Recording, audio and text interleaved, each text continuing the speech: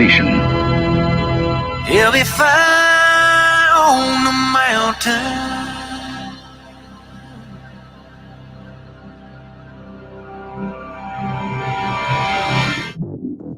JB and Darren on the JB and Goldwater Show. Line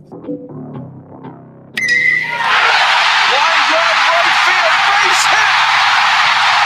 South Carolina wins the College World Series. Watson, touchdown. Hunter Renfrow. He got him, and it's all over. Coastal Carolina rules the roost. They win the championship. And South Carolina has won the national championship. The Senegal baseball team has done it again, but this time the Bulldogs beat one of the top teams in the country. They are giant killers. Get the ball to Bennett. He does.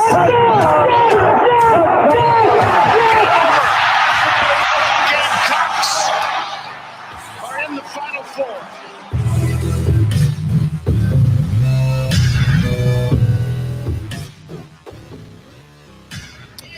All right, greetings and a good Thursday afternoon, and welcome aboard the JB and Goldwater Show, live, loud, and online, and driven by our friends and yours at Stokes Volkswagen. Find them at stokesvw.com. Find us on the JB and Goldwater app. You can download that.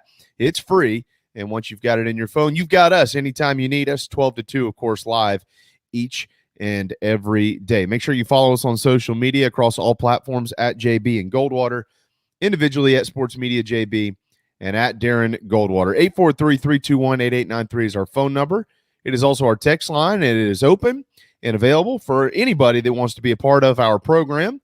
Over the next couple of hours, it's going to be pretty busy. The regionals are set to go tomorrow at noon, and we've got you covered once again with that today. Collyn Taylor is going to jump in at about 1:05 with Gamecock Central and give you his regional preview. We've got Cory McCartney at 12:30 this afternoon. There's a couple of interesting topics to get into with big league baseball. There's some minor leaguers who are in the doghouse right now for doctoring baseballs. Baseball is the owners are meeting today. Are they discussing this? What are they discussing?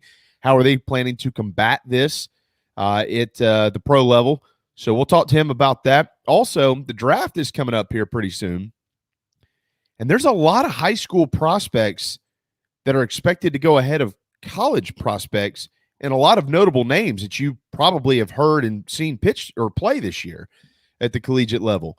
Why is that? The trend lately has been towards college. Why are more high school guys now maybe going to be first rounders? We'll ask Cory about that as well. We do have Scott Glaze on golf. We've got our buy or sell segment. That is directly tied to the regionals. We've got some football to get to in just a little bit. Darren, the Women's College World Series is now underway. As a matter of fact, Oklahoma and James Madison are on the diamond out there in Oklahoma City.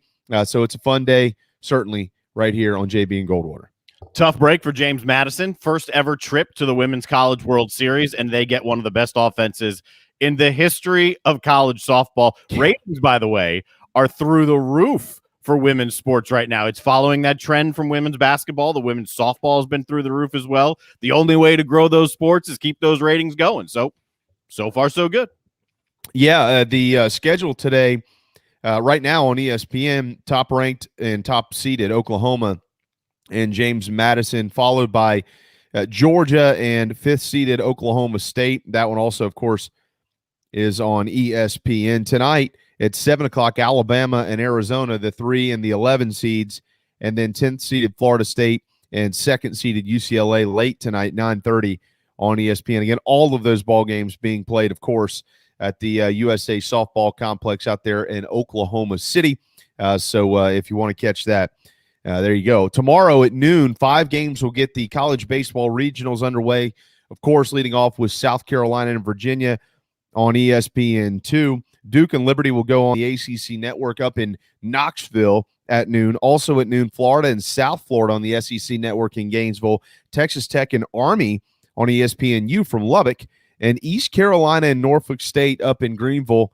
That one is on the Watch ESPN app or ESPN3. Those are the 5. There are a couple at 1 tomorrow, Georgia Tech and Indiana State, Notre Dame, and Central Michigan, and on from there. So it is that time of year, certainly, Darren, and we're going to get even more into this today.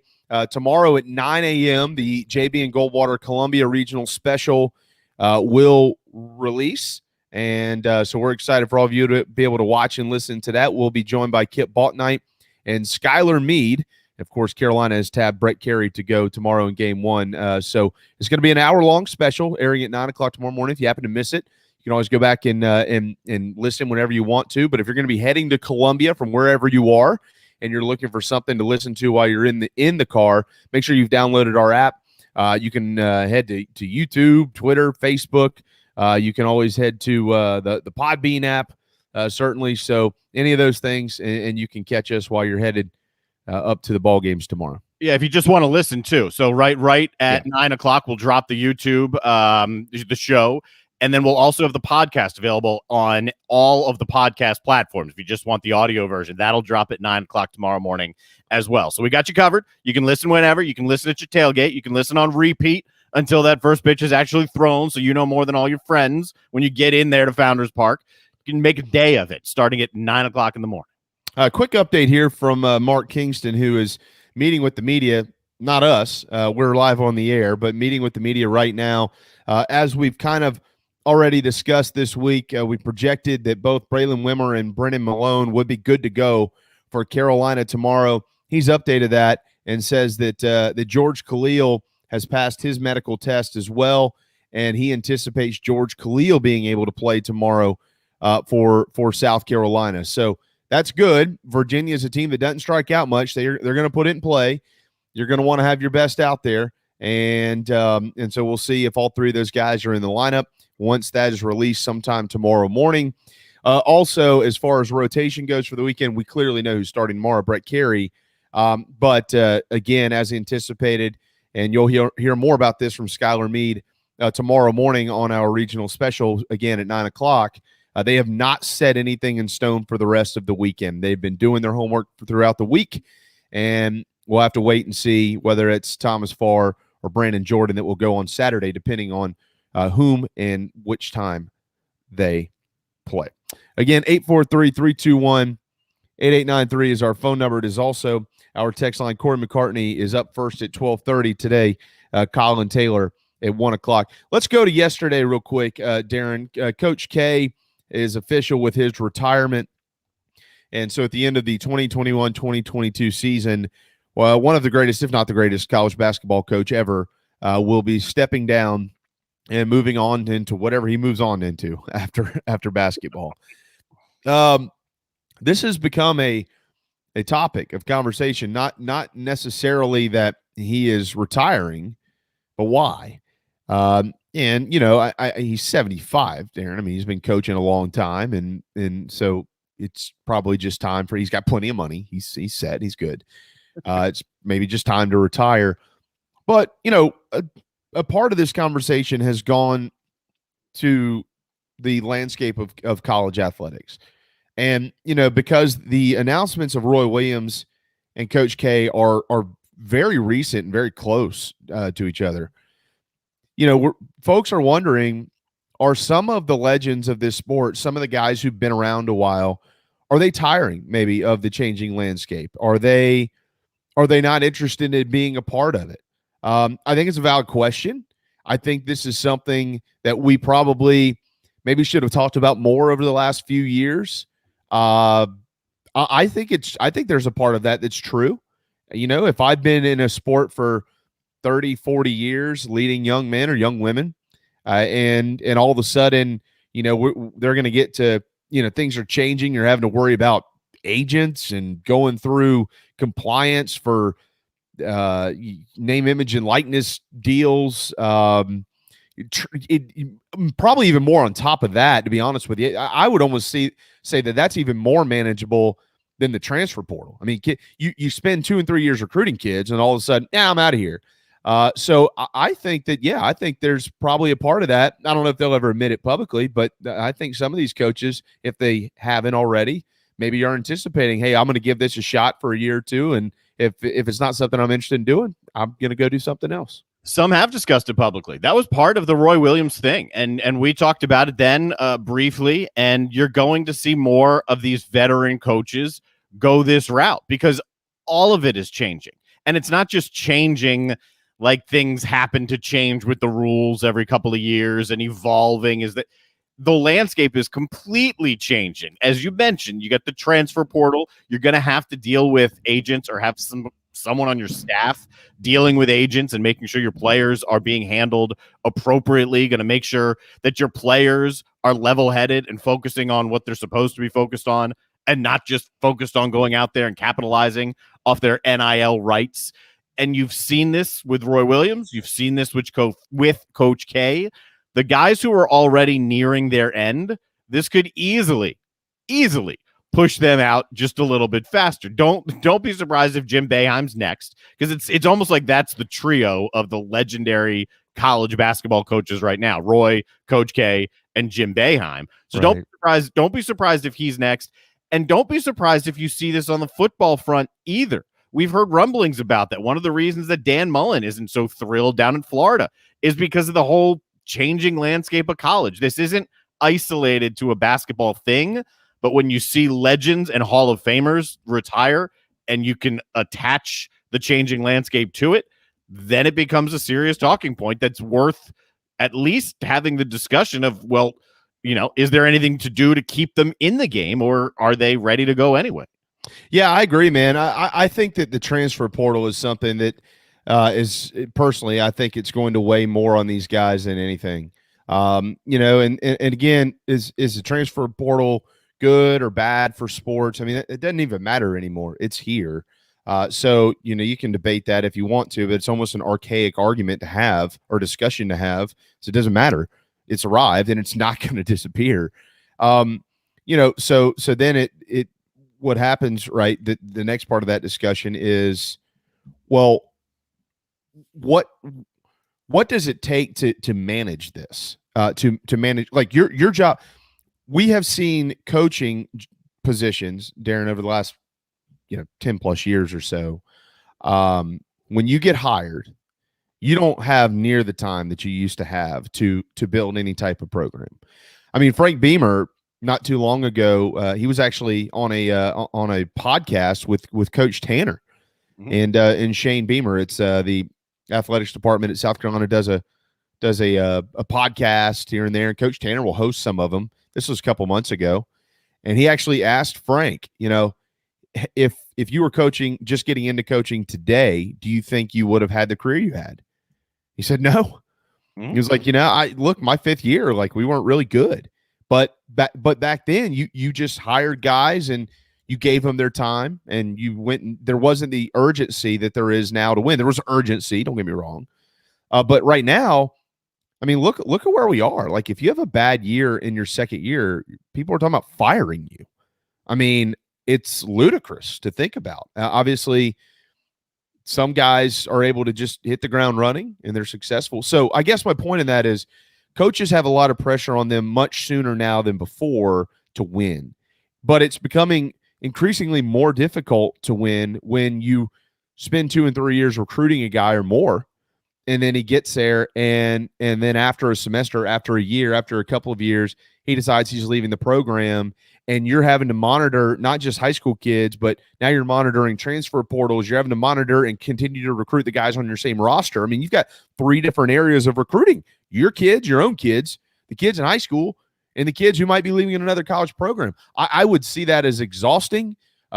I don't think a guy like Steve Spurrier would make it today. We all know that Steve Spurrier liked to play golf and take time off. It's a changing landscape, and you either have to evolve with it or probably find something else to do. I think some of the younger coaches will find something else to do, and that's go the pro route. I don't know about the transfer portal being so much an issue with Coach K and a guy like Roy Williams and the blue bloods of college basketball, because they're not losing a ton of guys through the portal. You've got the one and dones that have already been an issue with some of those guys adapting to it, deciding how much they want to use that. But it's not like they're bringing guys in and then losing a ton of the guys that they're actually playing. So Right. I think it's a much bigger deal below, I don't know if you want to say a handful or 10, but I'd put in that top echelon, the Dukes, the North Carolinas of the world. For those two guys, just simply in particular, football's a whole different beast. Everyone's got to be worried about it in football because there's so many more roster spots and there's so many more guys on the field and beating out the guys that you got on your roster in the 5 stars and dealing with that. So what will happen is already happening. There are guys on staff who are not just in charge of recruiting, but are in charge of the transfer portal. They've got various titles, but more and more will start to pop up, especially in football.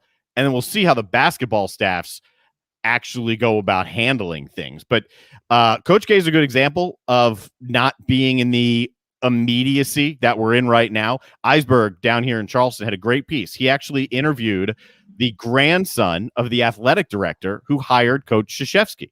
The grandson's the associate head basketball coach at Charleston Southern right now. So the point was, hey, yeah, he stuck with him through some of those lean years. If it was today's world, would Coach K have become Coach K? Probably not. Certainly not at Duke. Well, I wouldn't say certainly, but probably not at Duke. Probably would have had that cord cut a little bit sooner, but he gave him the time, gave him the leeway, and he turned into one of the greatest coaches of any sport all time. Yeah, I mean, exactly. I mean, you just don't know how it's going to work out. I oftentimes, we say this a lot around here, especially during football season when you're 2 or 3 games in and all of a sudden, well, this guy's probably on the hot seat now. And you're like, well, he just got hired 2 years ago. I mean, and all of a sudden he's 1 and 2 to start. And we're talking about should or shouldn't he be fired? I think a lot of those conversations, I mean, in this world spins so fast. We know how it goes. You know, and I'm talking about social media and all the things. There's just so much access. I think, Darren, what you said about guys like Jim Boeheim. Hey, Nick Saban. I mean, you know, he's a guy. He doesn't need money. Nick Saban is coaching because he loves the kids and he loves to win. You know, it's not like he's trying to build a legacy. His legacy's built. You can argue that Nick Saban is the greatest college football coach we've ever seen. Probably is, even over Bear Bryant at this point in time. You know, I just think that guys are just getting mentally exhausted. I mean, you know, if you put yourself in their shoes, take it out of the bar stool talk and the, you know, talk shows and things like that. Put yourself in their shoes. You got $100 million in your pocket. You got 10 million, 20 million, whatever. At the end of the day, it's enough money to literally live off the interest every day for the rest of your life. Like, you don't need another penny ever. Your family's taken care of. You're good. You've done this forever. Isn't it mentally exhausting to think about all the things that are a part of it now? The social media, the transfer, the NIL, there used to be a day where you just went and recruited kids and they came to campus and you coached them, and then you got time off during the time of year that you weren't playing, and then you show back up and you coached. I just think that there's just some guys who are just going to be mentally exhausted with it, and they're going to look in the mirror and say, I love it. I love the kids, but I don't need it anymore. I've got all the money in the world. I'm going to go do something else. I'm going to sit back on an island somewhere and hang out. When this really becomes something of a major talking point, it'll be when the guys who aren't already approaching retirement, they start adjusting their plans, right? Maybe that's part of Matt Campbell's thinking at Iowa State. Maybe that's why he's going after NFL jobs and he isn't so quick to jump from Iowa State right now. We already mentioned Dan Mullen. We know that's part of his thought process. That came out last year when he was flirting with the NFL. When coaches who are still in their prime, around their prime, approaching their prime, when those are the guys who start to say, you know what, forget this. I'm done with this. Let me jump to the pros. Let me go try something else. That's when we're really going to see the trickle down. Because eventually, Coach K was going to, obviously, he was going to retire soon. Nick Saban doesn't have a ton of time left. I'm not going to put a year frame on it. I don't know. But he won't be around forever. He doesn't have a ton of time left. Neither does Jim Boeheim. The legends of the game are all pretty much approaching, if they already haven't taken that jump, they're approaching that point. It's when the other guys who are major players in the game, they start jumping, right? Imagine if James Franklin's like, I'm done with this at Penn State. I'm going to go to the pros. I'm tired of this. That will send some shockwaves, or any other major program. Well, I mean, Urban Meyer. I mean, I don't know this to be true, but I mean, if college sports were what they were in 2006 and 7 when he was coaching at Florida, or even when he just was at Ohio State early in his career, would Urban Meyer have wanted to be back in college football? He'd been in that in his whole life. Or or would he have still taken that jump to the NFL? I mean, did he take I'm quite sure there's a large part of Urban Meyer that wanted to give it a shot at the next level. Like, I get it. All the great ones want to. Spurrier did it. I mean, so many of them. Saban did it. We keep going here. But is there also a piece of him that was like, I'd really like to be coaching college kids again. I just don't want to do it. You're literally, if I'm going to be on the clock 24 hours a day, 7 days a week, I want it to be strictly related to game film, game prep, something that has to do with what's going on the field. In college, that's not the case. You get a phone call on a Sunday afternoon while you're, set to play around a putt-putt with your family for the first time in 6 months, and so-and-so wants to talk to you because his girlfriend broke up with him, and he's thinking about transferring and moving back home 3 states away. And you're like, you got to be kidding me. Like, this is something I have to deal with. In the NFL, you got a problem? Contact your agent. He can call the GM, and he can deal with that crap. I'm not dealing with it. So, I mean, I think that was a good point, and you wonder where it's going. I know at the end of the day, I know there's a lot of people out there that like to pick on the most successful folks we've seen. I'm going to miss seeing Coach K. I think it's been an honor to be able to grow up and know that Coach K is we got to watch Coach K all these years. What a legend. We get to do it one more year. Anyone, and I've seen it, I mean, you can see it on social media if you want to go find it.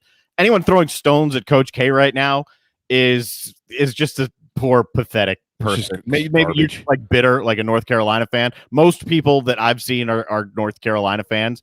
So fine, if that's what you want to do. It is not even a discussion point that he is one of the greatest coaches of any sport of all time. Right. He is going to have a victory lap here and a deserved victory lap. Some guys choose not to do that and retire at the end and walk away. He's going to have a victory lap that's going to be awesome to watch. You're going to see when Duke goes and plays, well, we can throw Syracuse in there again, right? The whatever Jim Boeheim and Syracuse does for a send-off. Same thing with North Carolina, whatever they do for a send-off. When he takes these trips to some of these major tournaments that Duke's always playing in, or Michigan State, who they always play early, when these coaches who are tight with Krzyzewski, the send-offs that he's going to get will be something we'll talk about probably the entire basketball season, because they're just going to keep growing. It's going to be like a treasure chest of awesome stuff, basically. I mean, I can't even wrap my head around all the things that will come from this little victory lap that he'll have, and he deserves it. It's like the Major League Baseball players, like the Chipper Jones of the world. I'm going to retire at the end of the year. Every town they went to, they had a bat to give them or a plate or something. It'll be something similar for Coach K. It'll be memorable, and you can count on this. Every single game that Duke plays will be aired on national television. It almost always is anyway. Exactly. I mean, it's pretty darn rare that Duke's on like ACC Network Extra. No. Yeah, that won't be the case. They will literally be on ESPN primetime every single week, every game. Doesn't matter who they play. They'll be very, very visible on the hardwood, no doubt. Cory McCartney is coming up at 12:30. Collyn Taylor at 1:00 today with Gamecock Central. Carolina got some expected news, at least I thought it was, on the basketball front yesterday. Jermaine Couisnard, Keyshawn Bryant coming back to school, so we'll talk to him about that. And obviously the regional set to go tomorrow. Scott Glaze ahead on golf as well. Speaking of the regionals, it's time for our weekly buy or sell segment that is brought to you by our friend Jeff McCarragher with Carolina One Real Estate. That is Jeff.McCarragher at CarolinaOne.com. McCarragher is how you spell Jeff McCarragher. Of course, if you're watching, you see it right there on the screen. Whether you're buying or selling in our neck of the woods, you better be sold on this. You might want to have a realtor that knows what they're doing with your dollars, because it is a tough market out there, and Jeff certainly knows how to take care of you here in the Low Country. Jeff.McCarragher at CarolinaOne.com. Real estate is a lifetime decision. Make Jeff McCarragher your lifetime realtor here in South Carolina. 843-834-7455. Jeff's a great dude. He also, of course, is a broadcaster for ESPN. So you could probably strike up some pretty neat conversations while you're in maybe your future home, or maybe you're selling your home. He'll be a friend for life. I promise you that. Jeff McCarragher certainly is one of ours. So buy or sell today, super regional appearances, buy seeds. We've got 1, 2, 3, 4 listed. If you aren't able to watch our program, we'll kind of walk you through what we're doing here. The over-unders as to how many of these seeds will actually advance, the 1 seed, 2 seed, 3 seed, or 4 seed out of these regionals. So, all right, one is interesting, Darren, because you've got them sitting there, the over-under at 12.5. So if you ask me today, all right, who are the no doubt about it 1 seeds that are going? Well, Texas, Arkansas, Vanderbilt, certainly. I think there's some people out there that think that Duke might give Tennessee a real run for their money in Knoxville. I think Duke will play well, but I would actually put Tennessee in that category. So that's 4. I think that Mississippi State will get out as well. That's 5. Look, there are some waffles in there for me. I could probably get up to 10 or 11 that I think, yeah, I feel really good about it, or at least pretty darn good. So I'm going to go under. I just because of that, I do think that there will be a lot of 1 seeds that get out. I think Florida is going to be okay. But I'm going to go under. I'm going to go under 12.5. I'll probably go right at about 12. I think there's probably a couple of teams that I'm a little nervous about with the 2 seeds that they're going to have to face, but ultimately they'll probably have a deeper staff. So I'm going to go under, but I'm going to be right there at it. I'm going to go to 12. Gene Sapikoff said yesterday he thinks we will have maybe more than ever non-number 1 seeds advancing out of the regionals and into the supers. So when I was setting this line, I'm thinking, all right, you got 16 regionals, right? The top team is certainly the favorite in all of the regionals. That's why they're the top team. Yeah. I don't know if that's true in the Vegas book, but that would make a whole lot of sense just for the purpose of this discussion. So will more than 3 of them not get out? Probably. So I'm gonna go under. I thought I may have even set that number a little bit low, but I'm still gonna go under here and say that I'm thinking probably in the 11, 12 range for the ones. All right. Let me go to the other side of this. As far as the 4 seeds go, over or under at 1.5, I'm under. I don't think that there will be any 4 seeds that advance. If there was a 4 seed that could advance, the more research I've done, I do like Central Michigan. They've got a tough matchup with Notre Dame tomorrow. Mike Morgan, of course, will be calling that ball game. So I like those guys. I like Wright State as far as a 4 seed. Grand Canyon's really good. And Grand Canyon's out there at Arizona. So that's interesting, certainly. Outside of that, man, I don't see North Dakota State going out to Palo Alto and getting it done. Ryder, no, at La Tech. Certainly NJIT, God bless them. They got to play Arkansas. Big fan of our PC Blue Hose here in the Palmetto State, but they're not going to beat Vanderbilt. Southern is not going to happen. Jacksonville, although they've played well down the stretch, and of course won their conference tournament to get into the tournament and head to Columbia. They're not going to beat Old Dominion. Samford's interesting at Mississippi State. I do like Samford, but you can't. I'm not going against the Bulldogs in Starkville, so it's not happening. And South Florida. I mean, you look at the rest of them. But my point is, I don't think 1 4 seed will advance. So I'm at 0 on that. Yeah, I'm under that too. I had to put a number out there, not just like a half, because we've seen it happen, right? Wasn't Oregon State Beavers? Weren't they a 4 when they won everything? When they won, Fresno State was. Fresno State was. Yeah. Okay. So it can happen. It can happen. I don't think it's going to happen this year, though. And here's where you can start to question going under with number 1, because as you work your way back up from the top, if you get to the 3 seeds and the 2 seeds here, right? If there aren't a whole lot of 3 seeds getting out, then is it just going to be 1s and 2s? Are we going to go over the 3.5 for the 3s? Because I think we're both probably going to go under for the 3s at 3.5 here. I'm under 3s. Yeah. At most, I think there's 1. Mm-hmm. If not none. I mean, there are some interesting 3. I mean, look, LSU is interesting because of the Maneri effect. They get Marceau going in game 1, so they could be a 3-1 matchup with Oregon out there. I just don't know. I mean, Liberty's interesting as well. Obviously, Virginia, look who they're going to throw tomorrow against the Gamecocks, but the rest of their rotation is little shaky for me to be a regional winner. Gosh, man. I mean, you got to kind of pull for Fairfield, but they're in Austin, so they're not going to beat Texas. You wonder about Alabama a little bit too.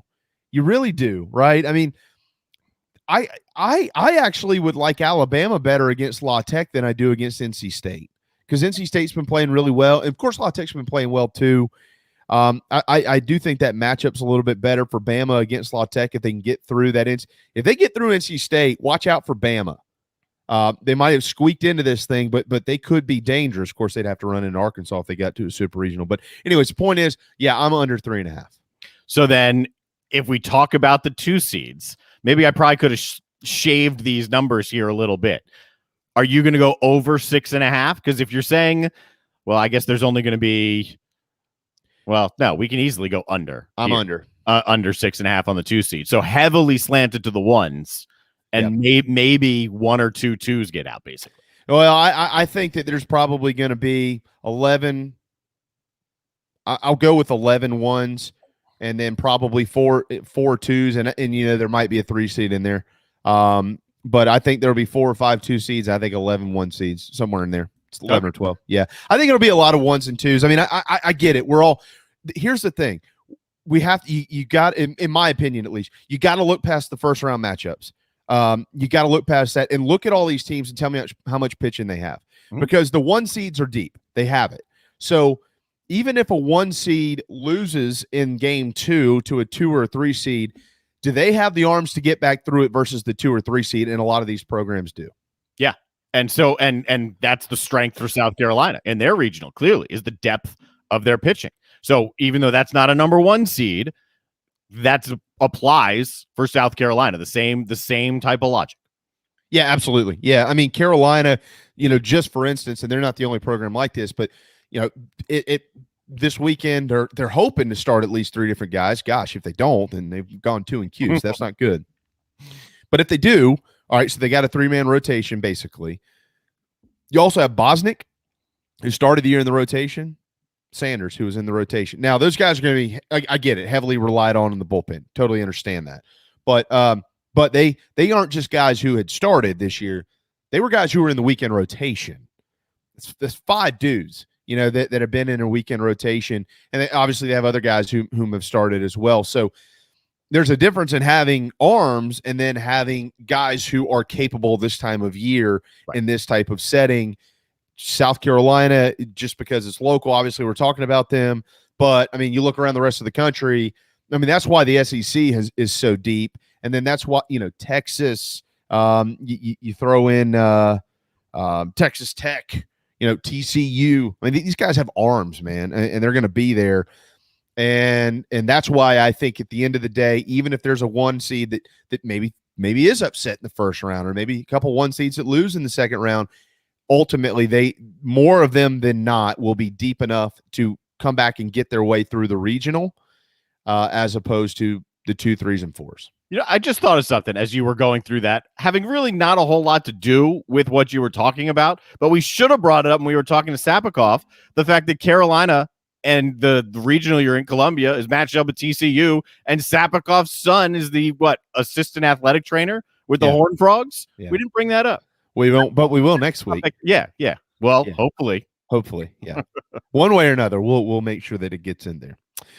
Buy or sell, brought to you by our friend Jeff McCarragher. Make sure you're buying or selling your home with Jeff McCarragher. Jeff.McCarragher at Carolina1.com. If you need him and maybe you can't remember how to spell the last name and you're listening to our broadcast, pop us a note. We'll make sure to get you in touch with Jeff. His phone number, 843-834-7455. Time for a timeout. Cory McCartney in Atlanta up next on the JB and Goldwater Show, driven by Stokes Volkswagen. This is Mike Mazzell for Stokes Volkswagen on Ashley Phosphate Road with exciting news. It's springtime and we're playing ball. Most dealerships don't have any inventory, but at Stokes Volkswagen we do. So we're playing ball on every new Volkswagen in stock. Every new Volkswagen available with zero down. Qualified buyers can sign and drive with interest-free financing for 60 months. Remember, Stokes Volkswagen on Ashley Phosphate Road is the fastest, easiest way to sell your car and get the most money for your trade. Plus, we'll take any trade in any condition, paid off or not. Is your credit in a slump? Strike two. If you've got $500 down and you make at least $2,000 per month, our lenders can get you approved. So if you want to strike out, that's okay. But if you want to hit a home run and save on a new Volkswagen, come see us today at Stokes Volkswagen on Ashley Phosphate Road or StokesVW.com. $1,666 per month per $1,000 borrowed for 60 months at 0% APR with zero down. Plus tax tag. Includes $499.50 administration fee. Subject to BCI credit approval. Expires month end. Peace and love at Stokes VW.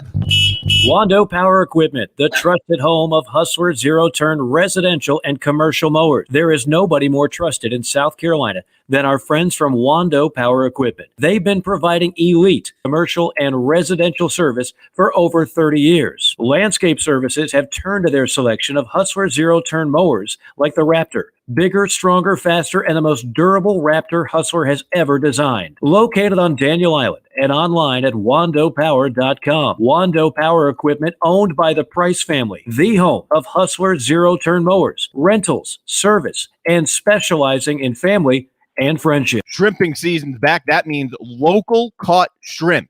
That's right. Local caught shrimp back on the menu at the Dog and Duck. All three locations, Bell Hall, Park West, and Clements Ferry Road, now featuring once again local caught hand-breaded shrimp, plus other daily specials like the Game Day Burger every Wednesday, Rib Night on Friday, rotating taps all the time, and all the TVs you can possibly imagine for whatever you want to watch. The Dog and Duck in Bell Hall, Park West, and on Clements Ferry Road.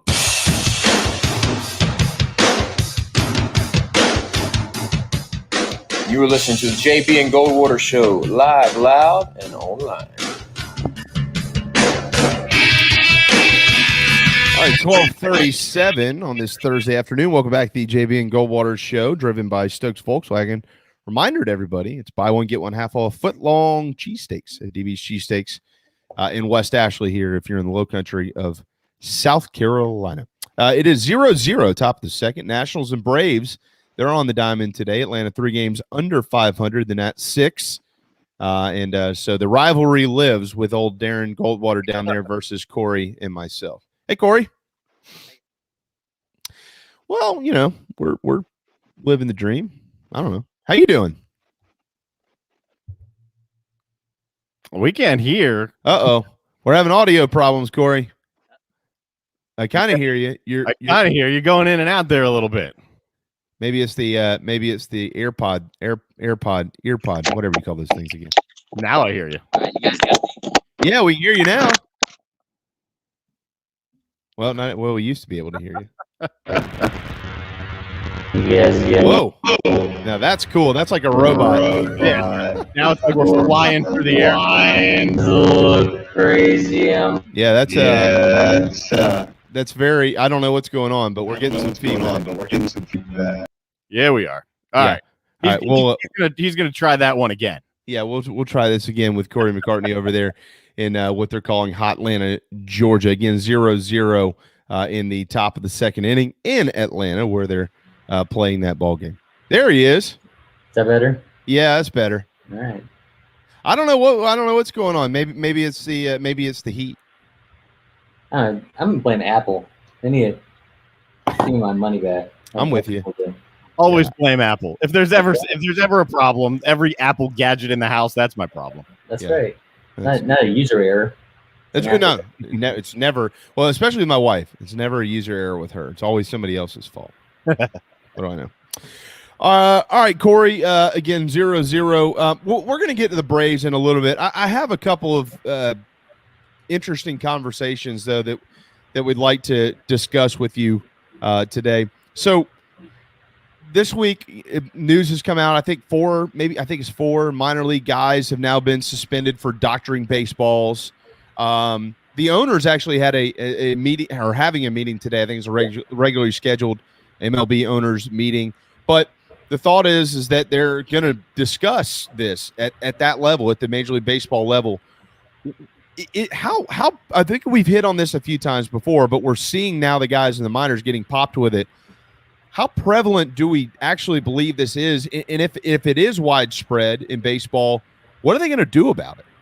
Yeah, I mean, it's interesting, right? So they've taken different steps this year. Like they can check the balls, before the game. They can, if that ball can be taken out of play and sent to the commissioner's office, so they can inspect it. Obviously, as we saw with Joe West, they can raise concern during a game and potentially, a guy can get booted then, or as we saw, in that game against the Cardinals, have a guy remove his hat. Think about how vocal Trevor Bauer was about this at one point, about getting this kind of stuff out of the game.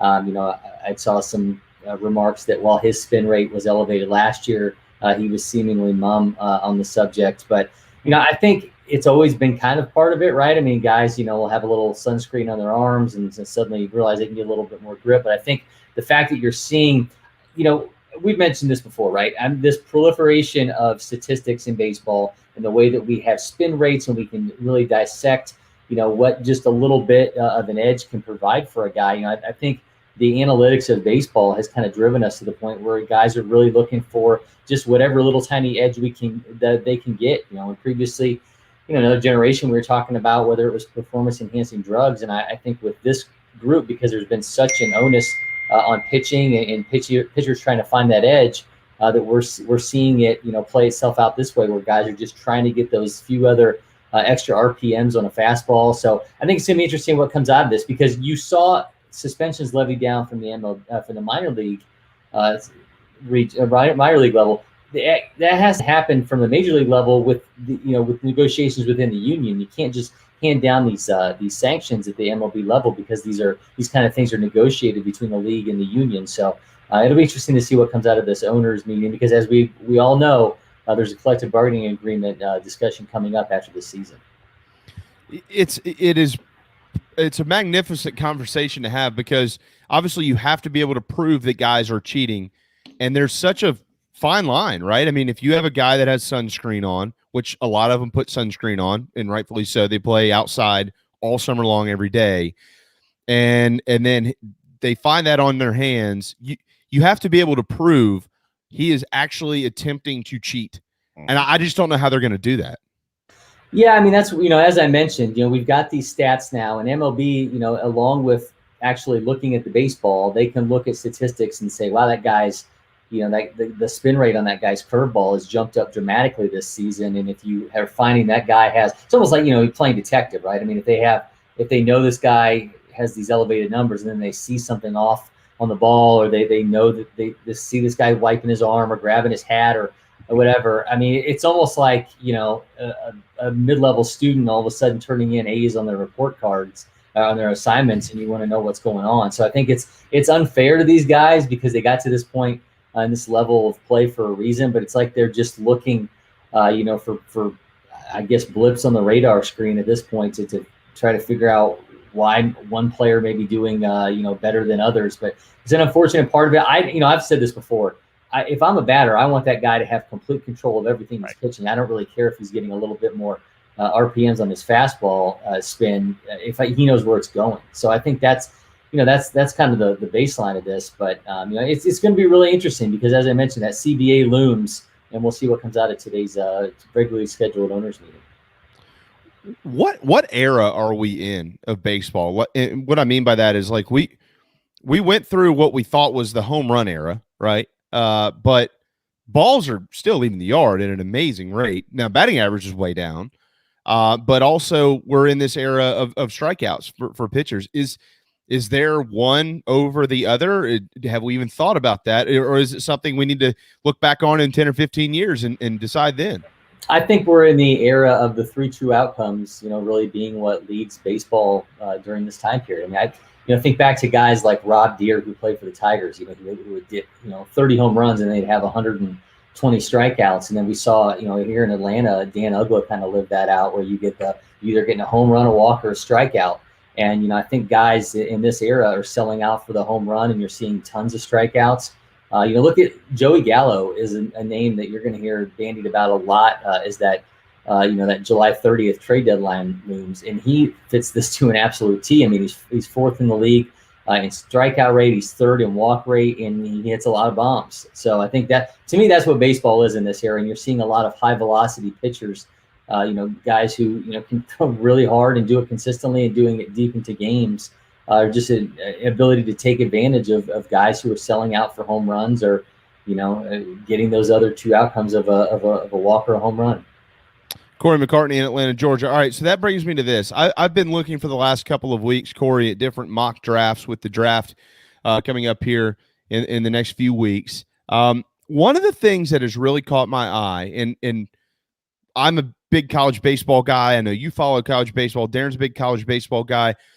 So we know that there's an abundance of arms, specifically in our neck of the woods at the collegiate level, the SEC, Texas, places like that. There are a lot of arms out there. But one of the things that I've seen is a lot of these mock drafts have a ton of high school guys. Matter of fact, I think it's well over 50% in a lot of mock drafts of high school kids going in the first round.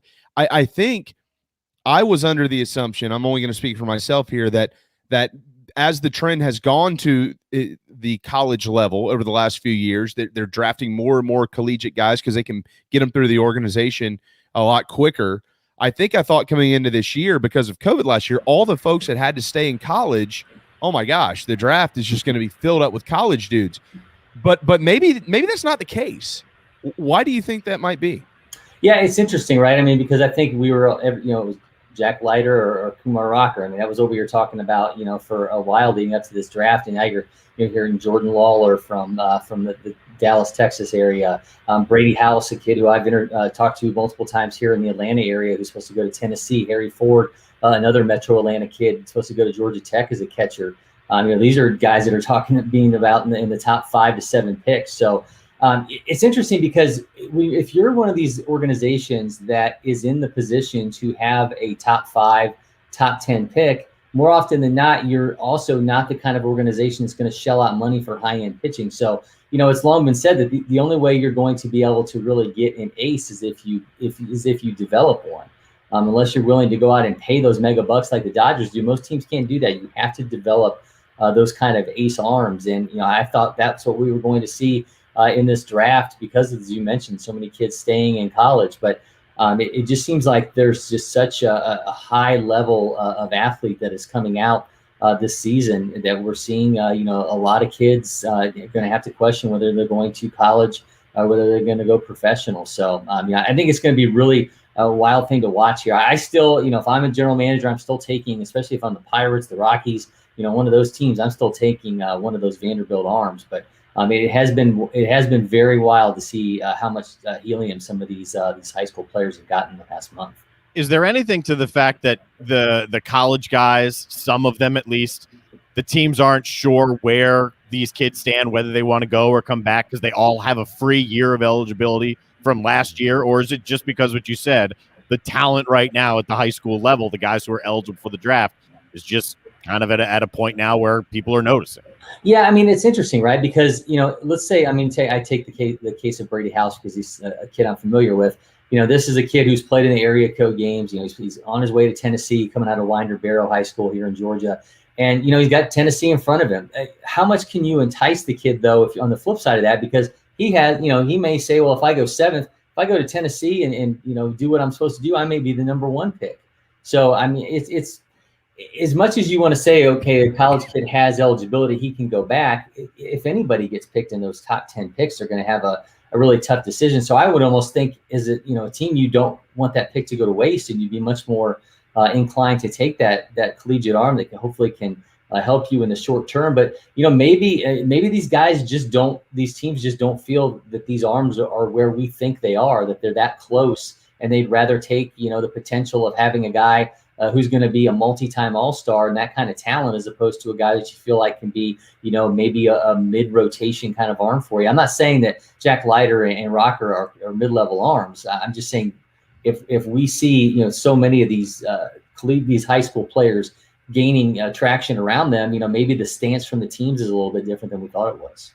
Yeah, Cory McCartney in Atlanta. I think this is – I was thinking about it, and I had to reverse my thinking in order for it to make sense, at least to me. Like, we know that Leiter and Rocker And you can throw a couple other names out there that are very Ty Madden at Texas. Like, we know those names are going high. Like, those dudes are going, whether they're first, second, third, fourth, fifth, whatever, they're going. But there's so many talented arms in college baseball. I mean, it is just unbelievable what's out there. It's remarkable, actually. I don't think I've ever seen it this deep. So I almost wonder if the supply demand has changed, if the supply and demand has changed the thinking of GMs and their organizations. And what I mean by that is, because guys lost the year, it was only a 5-round draft last year, there's now a backlog of talent, of players, right, who are hoping to go high enough to sign. And a lot of them maybe are dropping their bottom line a little bit, Corey, and saying, look, I'm technically a sophomore again. I should have gone last year as I was a junior, but it was a 5-round draft. So here I am as a sophomore again. Like, I want to get moving. I'm 20, I'm 21. I don't want to spend another year in college. So maybe they're going to back off some of what their asking price might be. And maybe because of that, some of these organizations are going, well, you know what? I'm not going to have to spend that type of money on him in the first round. I'll be able to go get him in the 5th now. I mean, that's obviously part of it too. I mean, you don't have to sign at slot value, right? I mean, you can sign a guy if you think the guy is more signable. Obviously, that plays its that can play a factor. Certainly, their teams are going to try to leverage the money that they have and try to be creative with it, so they can have an overall strong draft, as opposed to just taking somebody high in this thing that they feel like is a guaranteed signing. So I think that all plays into it as well. And I really do think it comes down to, how much did you see of these college arms last year, when all these high school players, they went out and played travel ball last summer when most of these college guys were shut down. I mean, Jared Schuster from the Braves, obviously a Wake Forest product. He had a long layoff until he got to high A. I'm sorry, to the satellite group in Gwinnett last year. Didn't play, but then you've got kids who are across the country who are playing in these high level travel tournaments. These scouts saw those kids play. They've continued to see them develop. So I think that plays a factor into it as well. Yeah, you had college guys that didn't even get to play summer ball last year because leagues were shut down everywhere.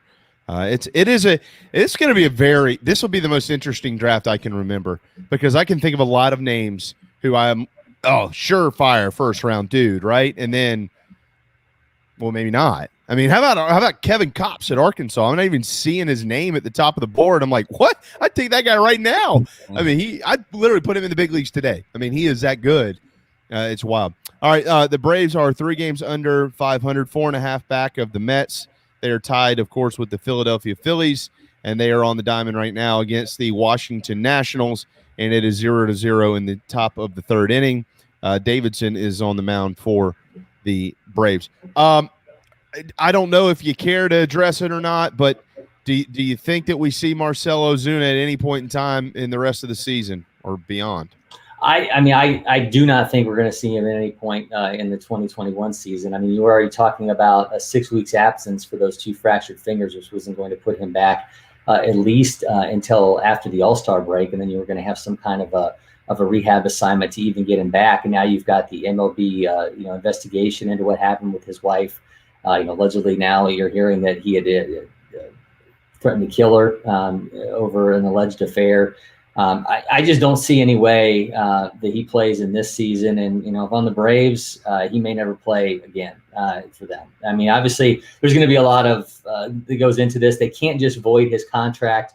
The language within it says that he has to be physically unable to meet the demands of the contract. And the only way that happens is if he goes to jail. It'd be hard to believe that he wouldn't obviously have some kind of a plea deal there that would negate any jail time. So, I think ultimately what happens is he's going to have a lengthy suspension from MLB. And the Braves are going to have a tough decision on their hands, whether that comes this year, this winter, next year. They're going to have to make a tough decision whether or not they see him in their future.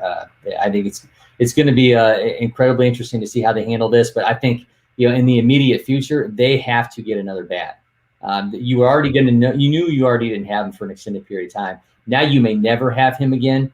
They need to get aggressive, because since May 1st, this has been the 15th ranked offense in baseball time is getting away from them. I think they're going to have to be aggressive and get something done in a hurry. What does it do for them financially, though? Because we've had these conversations about, do they want to go out and spend? Do they want to make a move in the offseason? Can they make a move in the offseason? Now we've talked about trades. If they can't, and they can't, just void this contract, what does that do for them? How much does that, just tie them up? Yeah, I mean, you can't take insurance out on a policy that, a player can physically hold up his end of the bargain, right? So, I mean, they can't, they're not going to collect any part of this back, any of that $65 million back in insurance if they end up walking away from it. So you're either willing to just say, look, we're taking a stand as an organization that we can't have this kind of individual playing for us. I mean, we saw them do, they did the same thing with Hector Oliveira, back in 2012 when he had his own issues. I'm sorry, 2015, with his own domestic dispute issues.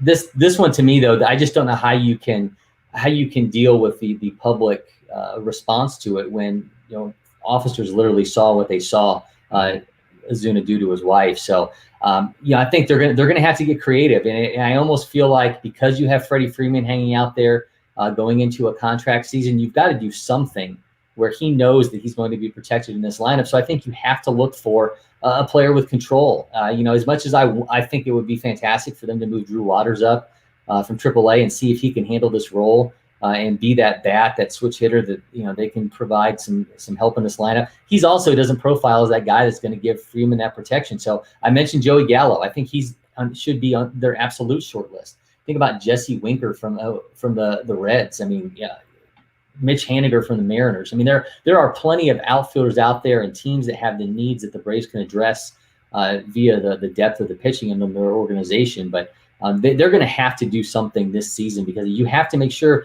first and foremost, you're taking care of this 21 lineup, but you got to give Freddie Freeman a reason to come back. Oh, that's a great point. I didn't even think about it that way. I think that's a brilliant point, Corey. And they are in a tricky spot because, they had a little run there where they won a couple weeks ago. I guess it was going into last week where they won a bunch of games in a row, and on the mound they were pretty good. They haven't been very good on the mound the last 5 games. I think they're 1-4 in the last 5 games, and we'll see how it all works out today. But so they have to be buyers, but you need a bat. Are they still entertaining going to get a big arm? They're going to owe Ozuna all this money, and he's not even going to probably be playing for him. So I mean, this is nobody wants to be in this spot, but they're in it. If they had to pick one route to go that's going to help them the most, you're leaning towards the bat, they got to go get a stick. Yeah, I think you have to. I mean, you can look at, there's free agents, right? Ryan Braun's not playing right now. Yoenis Cespedes. I mean, you could get a guy like that, but you need somebody who is under control that is going to be there for a while.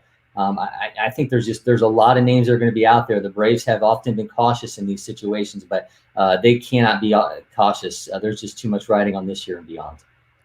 All right. Anybody on the injury front going to be showing up before we talk to you next Thursday? I think Christian Pache could be. He's been reinstated with Gwinnett after his time on the injured list. So we'll see if he can figure things out offensively. I think that's a name that you're going to be hearing sooner rather than later, especially with the needs and what they're trying to do in the outfield until they figure things out. Perfect. Well, I'm sure you'll be watching a lot of baseball this weekend. You're a college baseball guy, right? Oh, yeah. Let's bring it on. It's going to be a lot of fun. There's going to be tomorrow in Columbia. I'm sure you've already seen or heard about it, but Andrew Abbott at noon versus Brett Carey is a great pitching matchup on ESPN2. So if you get a chance, check that out from Founders Park, Corey. Enjoy it, man. Have a wonderful weekend. And as always, thank you so much. All right. Appreciate it, guys. There you go, Cory McCartney. If you've never read TalkingChop.com, you might want to get on it. It is the neatest website when it comes to the Atlanta Braves and educating you on what's going on in that organization. Corey is a phenomenal writer. So check him out at TalkingChop.com. Of course, Corey, formerly the TV man with Fox Sports South. All right, got to hit a timeout. When we return, Collyn Taylor with Gamecocks Central. His regional preview plus some good news yesterday for Carolina Hoops. He'll fill you in right here on the JB and Goldwater Show, driven by Stokes Volkswagen. Mike Morgan here for Gamecock Traditions. Baseball is going strong. You'll want to look sharp when you cheer on your Gamecocks. Under Armour, New Era, sideline hats, all with interlocking SC Baseball logo. 18 styles of $10 tees exclusively at Gamecock Traditions. Get on that email list by going to the bottom of the page, enter your email, and always be the first to know about new items as they arrive. You can also add a little Gamecock flair with house signs, garden flags, interior and yard decorations, only at one place, Gamecock Traditions. At Patriots Point Naval and Maritime Museum, families walk in the footsteps of our nation's heroes, the brave ones who risked their lives to defend our way of life. Home to the aircraft carrier USS Yorktown, USS Laffey, and the USS Glaze, there's more than 1 million square feet of exhibit space to roam. White Glove certified, we have several new health safety measures in place to enhance the visitor experience. Come for the day and leave feeling inspired. One of the most impressive museums in the country, located right here in Mount Pleasant. Visit patriotspoint.org for more. We'll see you soon. Bourbon and whiskey drinkers of Charleston.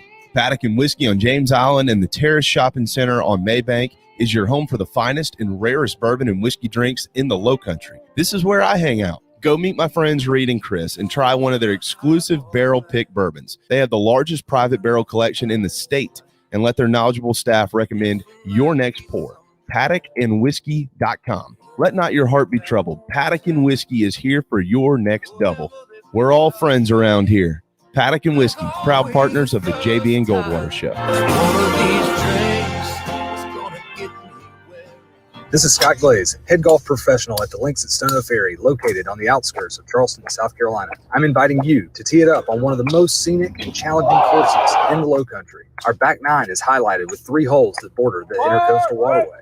Visit stonoferrygolf.com to book tee times and discover all that Stono Ferry has to offer. The Links at Stono Ferry is a former South Carolina Golf Course of the Year and is also home to the College of Charleston men's and women's golf teams. Come see us. We would love to have you. stonoferrygolf.com. Hi, I'm Chris Half, Public Information Officer at the Patriots Point Naval and Maritime Museum. We're home of the mighty USS Yorktown, USS Laffey, Glaze, and Vietnam experience. And we're a proud partner of the JB and Goldwater Show. We invite you and your family to come see us and enjoy a day on Charleston Harbor. Visit patriotspoint.org for more information. And now, it is my honor to present the national anthem.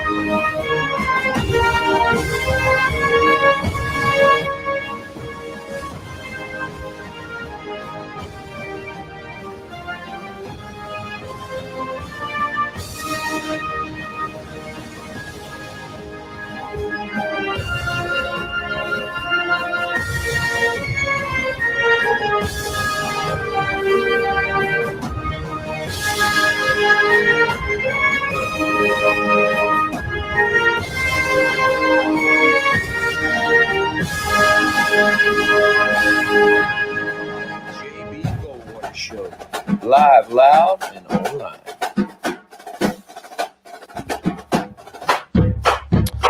Okay, final hour on this Thursday afternoon. Welcome back to the JB and Goldwater Show, driven by Stokes Volkswagen. Darren Goldwater and Jamie Bradford here until 2 o'clock this afternoon. Thanks to Cory McCartney. Scott Glaze is coming up here in just a little bit.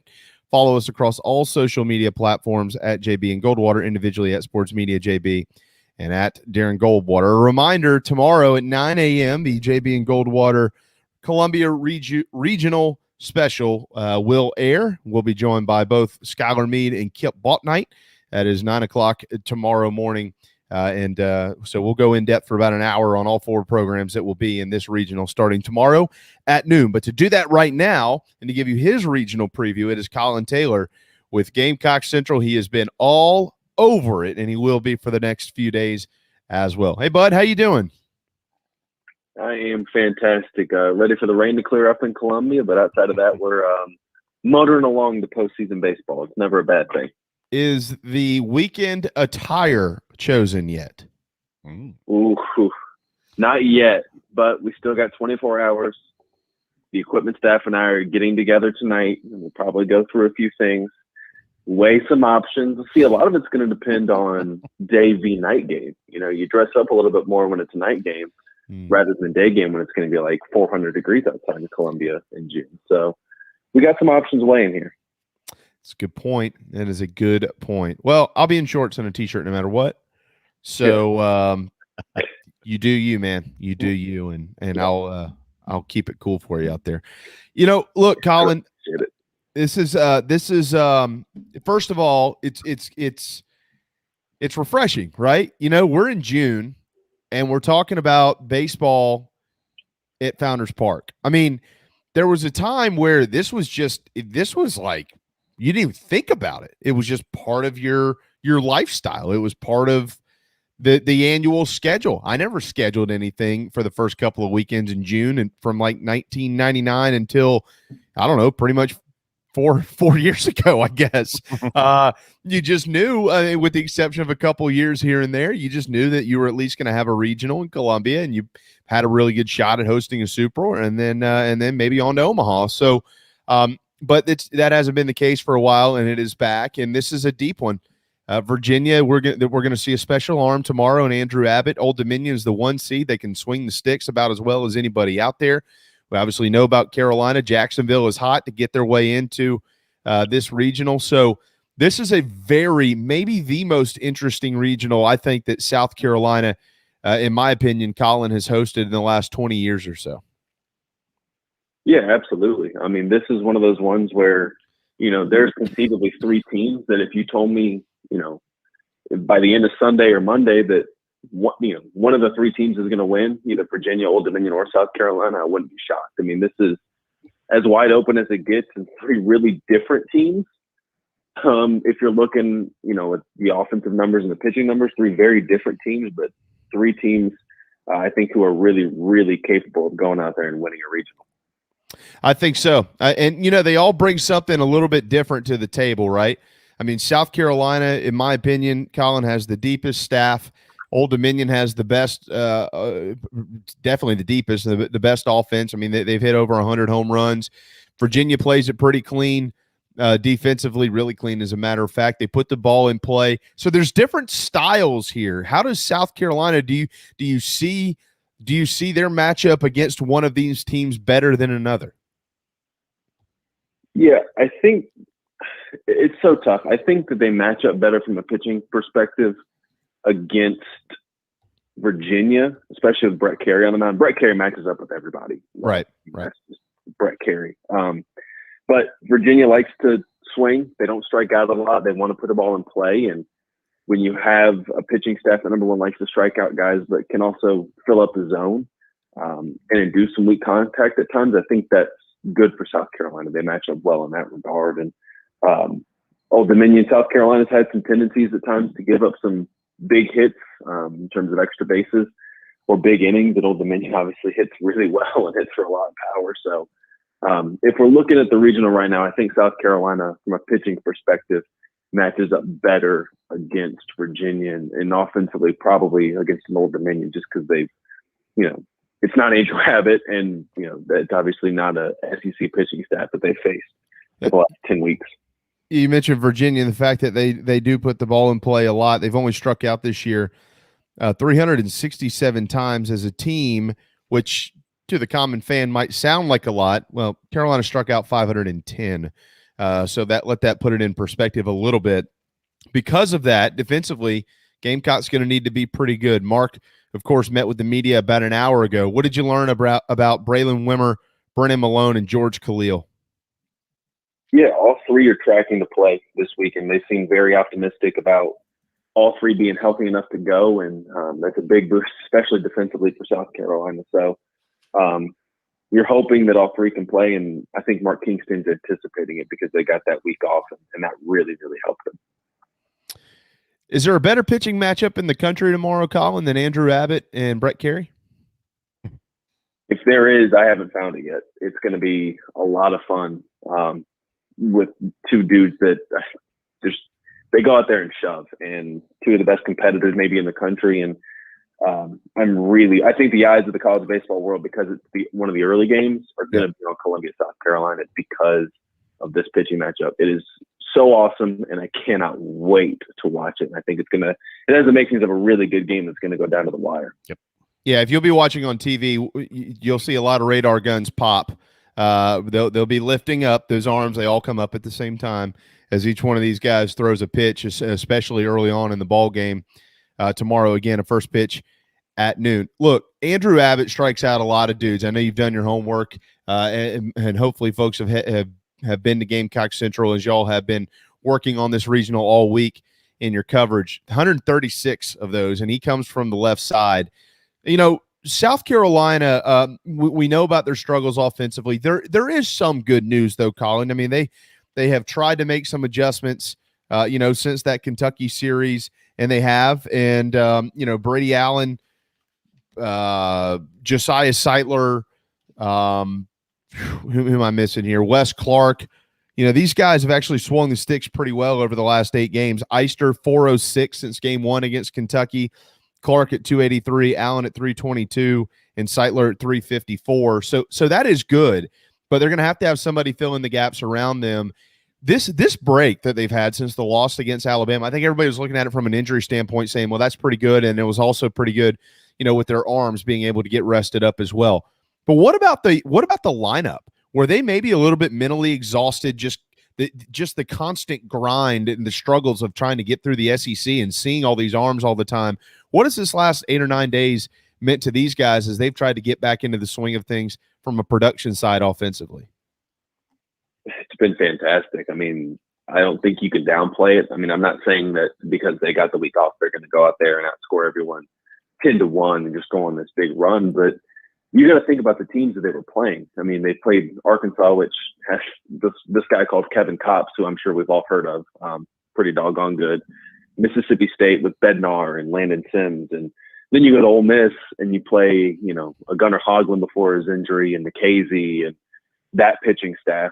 Oh, and then you got to end it with Tennessee and that number 3 national seed and that pitching staff that's been fantastic this year. So it gives them a chance. It gave them a chance to hit the reset button, kind of find their swing again, really emphasize the approach they've been emphasizing the last couple of weeks, and just take a break from having to face these All-American type arms week in and week out. And then they get to this past week, the last couple of days, they've been doing some live ABs against South Carolina's pitching staff, which is also pretty doggone good.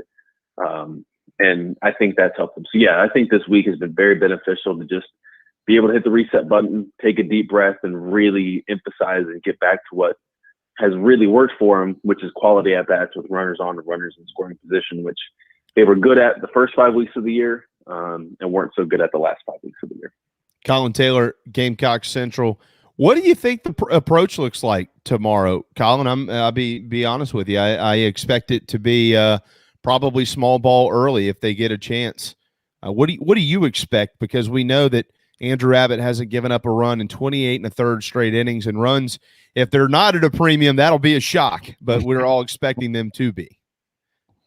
Yeah, I think that South Carolina is going to be aggressive early in trying to get some runs and get some positive momentum against Andrew Abbott. I mean, whether that's swinging at some early pitches, because Abbott obviously wants to fill up the zone, swinging at those and trying to get on base and scrap and claw and find ways to do it. And I think you'll see a little bit of small ball. Let's push them. Virginia's a really good defensive team, so let's put some pressure on them, make them earn every out that they get instead of striking out, which Abbott likes to do. So, I think you're going to see some aggression, especially from that top of the order that's been good for South Carolina a lot recently over the course of the year. And then you'll probably see them, if they can hit for some power, they'll gladly take it. But you're going to see some small ball, and I think you'll see a very aggressive South Carolina offense, because that's kind of how they want to play, especially against the guy that's going to try and fill up the zone. 91-95 is the left-hander, Andrew Abbott from Virginia. 3 really good pitches, 136 strikeouts this year, just 28 walks in about 90 innings thrown. It's been sensational, as I mentioned, 28 1/3 straight scoreless. So what they're calling, or what I guess what everybody's been calling for a little while now, Eyster Alley. If you're Carolina and you're a right-hander, that's probably where you're aiming, Collyn Taylor. The Michael Roth bullpen. If you can hit that sucker, you're having a good day against this phenomenal left-hander. Yeah, and Founders tends to play small at times. So you get a ball up in that wind and get it out, you can hit for some power. And I think South Carolina, when they're not playing small ball, are going to try to go opposite field. I mean, this is such a right-handed heavy lineup that you have the chance to go opposite field with that lefty on the mound and the right-hander typically in the box. You have some time to go opposite field and really make him pay. And if you can do that, especially early, you feel good about not only South Carolina's chances Friday afternoon, but for an entire regional. If they're able to continue that offensive output, really if you can get to Abbott, there's not a bunch of guys you can't get to in this regional. Let's talk about this regional from the standpoint of the program itself. I mean, obviously one of the proudest programs in college baseball is the University of South Carolina, a pair of national championships. They also have 4 runners-up in the national championship game. I don't know if people knew that or not, but 2 in the 70s, 02, and, of course, in 2012, and that Robbie Reifsteiner guy in Arizona beat him, and then he showed up in Charleston after talking trash about the Palmetto State. People didn't like that. Well, I tell you Isn't that the dude who just went smashing into the wall at Camden Yards, too? Yeah, he forgot that, the outfield fence. Yeah. Reifsteiner, whatever. Gold jacket. But, okay, so we all knew when Coach Tanner resigned, it was going to be a difficult task for anybody to follow in those footsteps. It's a legend, right, Collyn? You want to replace the legend, but the expectations of replacing the legend are really high. And I'll be honest with you, I'm in the minority on this, and I get it, and I don't care. I've known Chad Holbrook a long time. I think it sucks that he missed a couple of postseasons. But I actually think Chad Holbrook, for the most part, did a pretty good job. I mean, in 5 years, he went to 2 super regionals. He went to 3 regionals. It's not like he just never made a postseason or he had a bunch of guys flunk out of school or failed drug tests or something like that. He ran a good program, and a couple of things didn't work out. And now here's Mark in what's his 3rd full year at South Carolina, and he's in the postseason for the second time, maybe looking at 2 super regionals in 3 years. That would be pretty good stuff here. But what does this mean, hosting this regional? I don't care that it's as a 2 seed. They put themselves in position. So hosting this regional in basically year 3 for Mark Kingston, in the grand scheme of things, they're 9 years removed from the last time they were at the College World Series.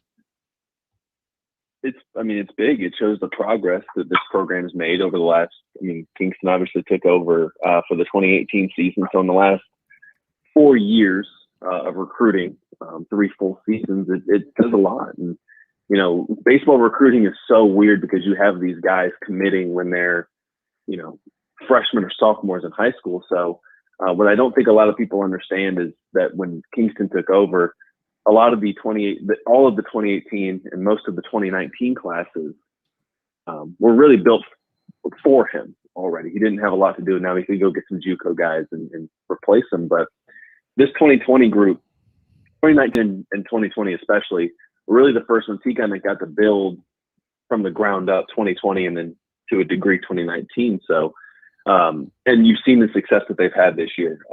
So I think this is huge for the process of the program. Obviously not where he or the fans want it to be, but it shows progress. And the hope is you can take this, win it, maybe, whatever happens in the super regional, if you win, it happens, and then build off that, whether it be through the summer in terms of transfer portal or building on momentum with some of the young, really good arms that you have. But yeah, it's absolutely progress and shows kind of the work that they've been able to put in on the recruiting trail to build these classes out to really have a chance to compete, to go to Omaha this year. Well, and also, Collyn, like every year should be judged in itself, in my opinion. And when you look at this accomplishment, look at the league. Have you ever seen the SEC, the top of the SEC, better than it is right now? I'm asking like a legitimate question. Have you ever seen it better than this? Oh no, I can't remember. I've been covering the league now for at least 5 years, 6 years, paying attention to it for much longer, and this is absolutely the deepest I can remember it. with just the top end arms, the top end offensive talent. That, I mean, heck, Arkansas might go down as one of the best college baseball teams of all time if they go and run the table and win the national championship like I'm probably projecting them to. Yeah, and that's my point. I mean, like this program this year at 33-21, and look, I get it. You know, the keyboard warriors, they know more than everybody. Fire the world. You know, nobody deserves a job. Those type of things are out there. But like, they're 33-21.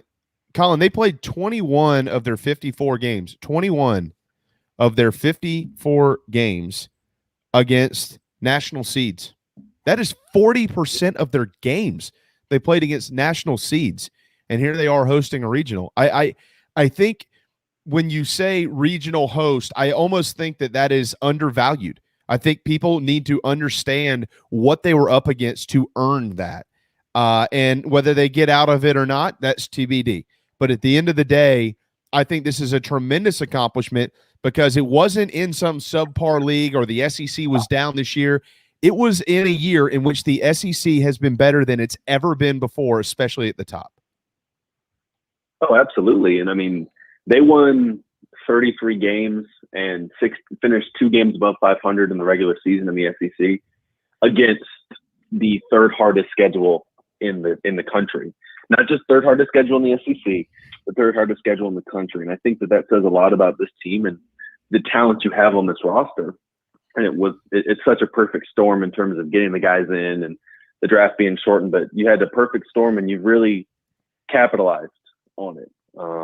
And yeah, it's a massive accomplishment. And I think it says a lot about the group because like Mark Kingston said, they've had a bunch of times where they could have folded, you know, early in the season after getting swept by Texas and losing the series to Vanderbilt. And then again, you know, the back half, but they haven't. And, I think that this team, if they can catch fire and the offense can begin to click like they hope it can, has a chance to beat really anybody in the country. Will they? I don't know. But they have the talent and the potential to do it. Wes Clark named a third-team All-American this morning as well. As we go into, because you have to almost say things like this, Collyn Taylor with Gamecock Central, because we don't know what's on the other side. Theoretically, or technically, I guess we should say, Saturday could be the last day that we see the Gamecocks play baseball this season.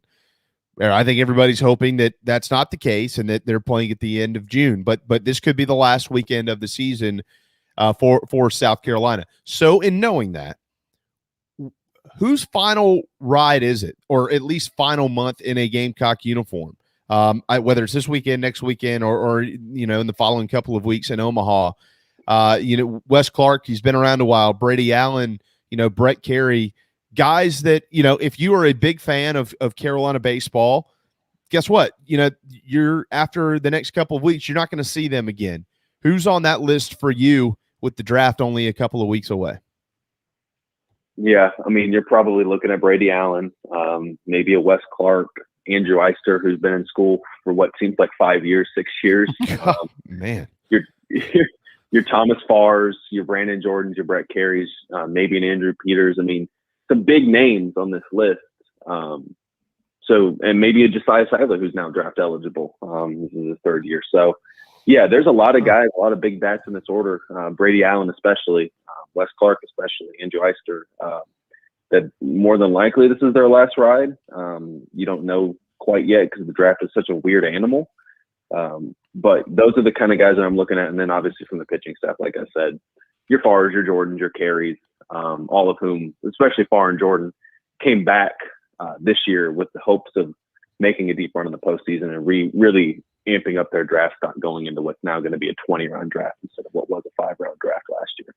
In saying that, who maybe has the most to gain over the guys? I mean, some of them I feel like are surefire draft picks, like a Brady Allen and a Brett Carey. But who has the most, maybe even to prove? What about a guy like Wes Clark? I mean, his numbers, the power numbers are there, but in the SEC, he hasn't swung it particularly well. You know, what could he do for himself maybe over the next couple of weeks in postseason baseball? I would say Wes Clark, and heck, even maybe a Brett Carey. Wes Clark, obviously, because he had some ups and downs in the SEC, really swung it well against not, didn't swing it as well against elite pitchers, swung well against the guys that are maybe that next tier, the bottom tier. So if he goes out there and mashes during a regional or super regional or even Omaha, depending on how things go, then he could definitely amp up his draft stock. And same with Brett Carey, who, has done a lot of different things over the course of his career. But if he can go out there and win you a regional game, and then obviously if they go to a super and win you a super game, same with Omaha, that's a big stage against big opponents, and that could obviously amp up a draft stock as well. And then maybe like a Julian Bosnick, who obviously was high up some draft boards at the beginning of the year, but could go out there and if he has an elite postseason, really turn some heads as well, because I know he's on some scouts boards as well as you get into this draft process. I remember a broadcast earlier in the year, Kyle Peterson said this kid is a big leaguer. He's got big league stuff. Speaking about Julian Bosnick, he does have big league stuff if he can tie it all together. We'll see if he can this weekend, and we'll see if the Gamecocks are going to be regional champions come early next week. 12 o'clock tomorrow is when it starts. Virginia and South Carolina on ESPN2. Of course, though, Derek Scott and Tommy Moody will have the call, as always, on the Gamecock Sports Network as part of the Learfield IMG college whatever. They'll be on the air tomorrow at 11:45. I'll let Derek go through all that for you. I'm not going to test it. If they win, they'll play at 7 on Saturday night. If they lose, they'll go at noon on Saturday afternoon. Television has not been scheduled for the weekend just yet based on tomorrow's results. By the way, I want to pass this along as well. Gonzaga and LSU is now being tabbed for ESPNU at 10 o'clock tomorrow night. It was on the Watch ESPN app. It will now be nationally televised up there in Eugene on ESPNU. All right, Collyn, before we let you run, I think some expected it. I did. I think you were expecting it as well. Good news for Gamecock Hoops yesterday. Both Keyshawn Bryant and Jermaine Couisnard have decided to withdraw their names from the draft. They're returning to school to play basketball for Frank Martin. Seventh Woods, of course, is in the transfer portal, and Brandon Martin transferring in as well, the son of Frank. So it's been a busy roster week for Carolina. What does all of this mean? Obviously, Keyshawn and Jermaine, that's a big bump to the Gamecocks, but they've added a lot of new pieces to the puzzle. Woods leaving. Just kind of summarize this week for me, if you will, for Carolina Hoops. Yeah, it's just the roster getting as close to set as it can be. I mean, there are still chances for some movement, but if there's going to be movement, it's going to be very, very minimal. This roster is now as close to set. Obviously, you get your Keyshawn Bryant and Jermaine Couisnard's back. Woods, it felt like it was coming for a while now. Woods leaving, and then Brandon Martin coming in is kind of walk-on guy that's going to help with the scout team and really have a chance to, help this team and maybe not get some big minutes, although he could obviously play his way into it. But the roster getting close to set, and now South Carolina, they're beginning their off-season work with pretty much what their roster is going to look like next year. And now it's about building cohesion, building some positive momentum going into the season, and really trying to get things back to where Frank Martin and this fan base wants it to be. Was there a locker room problem at Carolina? I don't think so. I think it was just the season began to spiral, and obviously when things begin to spiral, it's hard to really kind of bail out of it, especially when you're doing all these COVID protocol stuff and you're not able to be around each other as much as you wanted to be around each other. So locker room problem, no. I think the staff learned how to approach things better. They kind of did some things differently this year during the COVID year than they would have normally. So it's back to normal from that perspective and how they were handling things before the pandemic. And you're hoping that you're going to start to see some results and these transfers can come in and make an immediate impact right away, because Frank Martin in this program really needs them to. Boy, that's the understatement of the week. Yeah. You really, really need it. Really need it. Yeah. Dynamite drop in money. Yeah, I would agree with that one. All right, final question. I forgot to ask this with baseball. Do you have an update? Have you heard how many tickets they have sold to Game 1 tomorrow? The last I heard, I think Coach Tanner a couple days ago said it was a little over 4,000. I think we've all expected that number to greatly jump. Do you have a new update? I don't know. I wish I could, but been tied into some other stuff, so I haven't been able to check really the ticket office quite yet. Okay. All right. Well, let us know about that. Let us know what you'll be wearing this weekend, and certainly snap a photo of your pregame meal. Oh, absolutely. Don't worry. That's all. That's part of the pregame checklist I got to go through each day before I can really begin my work. So you're all good there. Are you going with stirrups this weekend or pants down? Not pants all the way down. Shorts with no. We're going probably some shorts and some ankle cut socks is my guess on this for the weekend. But you never know when the equipment staff comes home tonight after work, and we'll figure it out. I'm gonna start calling my wife the equipment staff too. Yeah. She doesn't listen. She most notably doesn't listen to me do my radio stuff because she makes fun of me when I do it. So she's not listening to this, so she does not know that I'm calling her. Well, don't worry, we won't tell. Yeah, it's your secret. Your secret is safe, certainly with us. Yeah. Collyn, thank you, man. Really good stuff. Obviously, a lot of storylines this weekend. Gamecock Central is where folks are probably going to want to check all of that out. As a matter of fact, just a little while ago, Collyn put out a brand new article, how South Carolina built its pitching staff into one of the SEC's best, and it has been all season long. Very well-written stuff here. I would encourage those to check that out and just take a peek at how much better this sucker has gotten over the last couple of years under Skylar Meade as their pitching coach. Collyn, I'll be up there tomorrow. I'll shoot you a text, and we'll try to run into you at some point in time this weekend. Thank you for the great coverage and the great spot with us today, and enjoy a wonderful regional in Columbia. Absolutely. Let's go have some fun this weekend. Whatever happens, let's go have fun with it. That's right. That's what they all say. That's right. See you, brother. See you. Take it easy, y'all. Yes, sir. Yeah, I was telling Darren, thanks to Colin Taylor there with Gamecock Central, I was telling my cousin Ren the other night. He's 11, and he's an all-stars right now. He can play. Ren's good. And they got beat in the bottom of the matter of fact, he hit they were down 1 run. He hit a 2-run single to take the lead in the top of the 6th. Well, playing hero there. And then in the bottom of the 6th, they coughed it up and lost. And I was telling him after the game on the phone, I said, well, let me go ahead and ask you a question. Has anybody told you it doesn't really matter whether you win or lose as long as you have a good time, have fun out there? And he said, I don't think so. I said, good, because if they tell you that, they're wrong. All that matters is whether you win. Nobody wants to be around a loser, Ren. You better win. And he, yes, sir. Yes, sir. That's right. That's all that matters. You got to win the game. Spurrier. That's why Spurrier was a winner, because he wanted to win. That's all that matters. Winning is a lot more fun. By the way, if you're listening and careers or just freshen up the resume, Franklin Buchanan with post-up careers, that's the way you want to go. All right, we're going to hit a timeout here in just a moment to get to Scott Glaze. If you haven't heard, the USFL is set to relaunch in the spring of 2022. And I know Fox is invested in this. Same logo, by the way, from the 83 to 85 era that they had. I'm not a big fan of this. I think there's a lot of people that are excited about it. I don't really care much for spring football, but the question I have is how, if the XFL is relaunching and the USFL is relaunching, I don't see how both of these they're gonna coincide. Somebody's gonna fail. Well, we haven't seen a league really succeed yet in the spring. The XFL was close right before COVID. We thought it was going to make it, and then it didn't, and now it looks like it might be coming back. This news kind of came out of nowhere.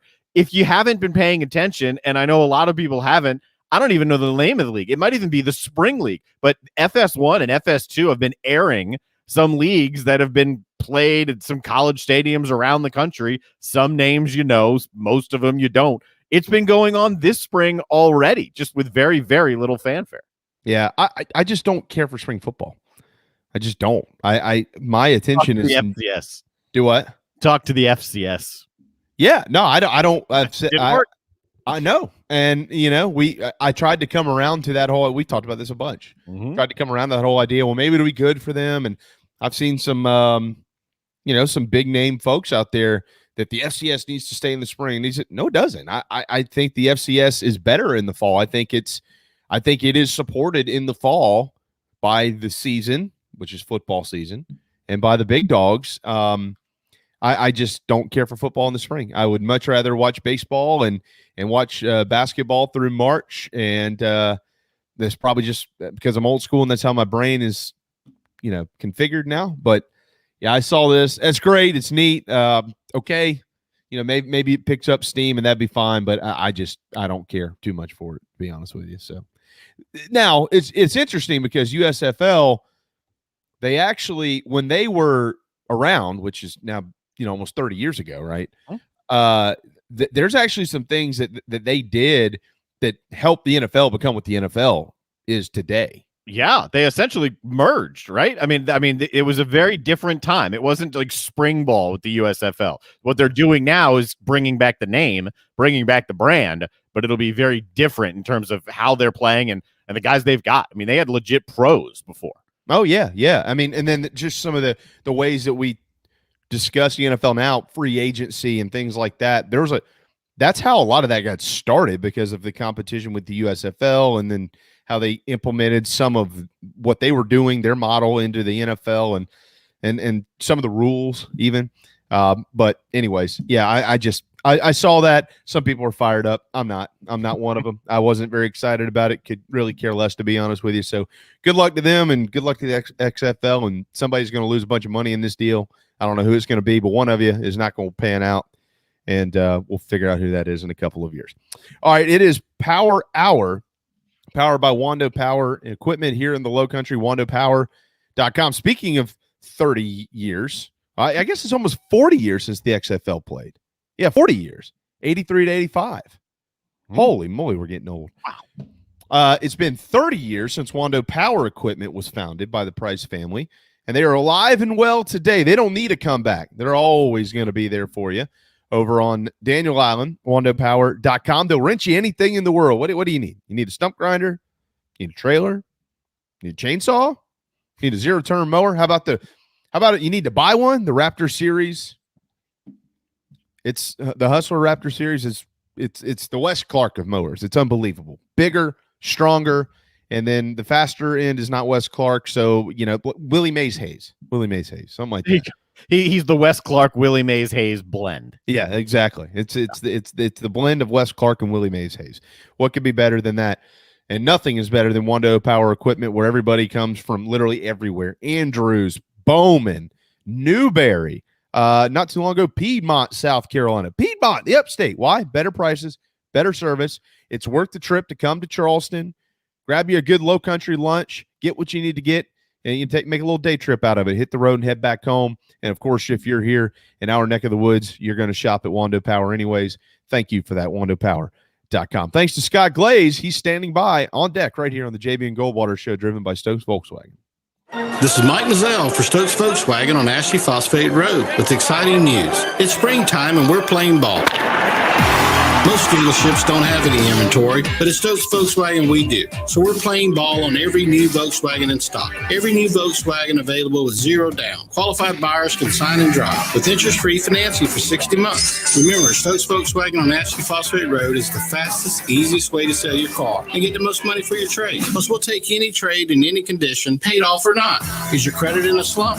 Strike two. If you've got $500 down and you make at least $2,000 per month, our lenders can get you approved. So if you want to strike out, that's okay. But if you want to hit a home run and save on a new Volkswagen, come see us today at Stokes Volkswagen on Ashley Phosphate Road or StokesVW.com. $1,666 per month per 1,000 borrowed for 60 months at 0% APR with zero down. Plus tax tag. Includes $499.50 administration fee. Subject to BCI credit approval. Expires month end. Peace and love at Stokes VW.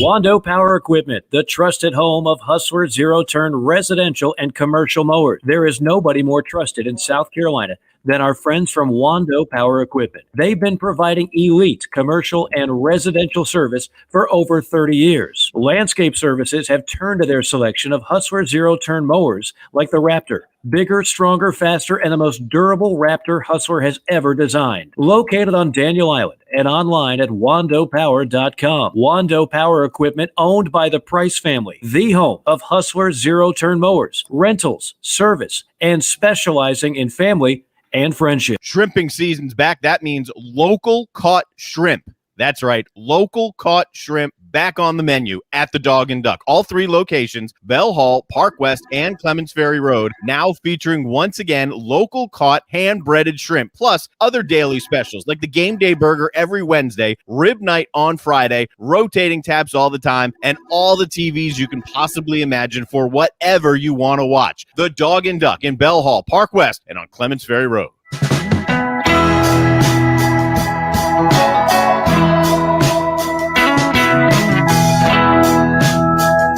What's up, everybody? This is South Carolina singer-songwriter Patrick Davis, and I might live in Nashville, Tennessee now, but guess what? I can always keep up with the news back in South Carolina because I've got the JB and Goldwater Show. Thank you, JB and Darren, for being live, loud,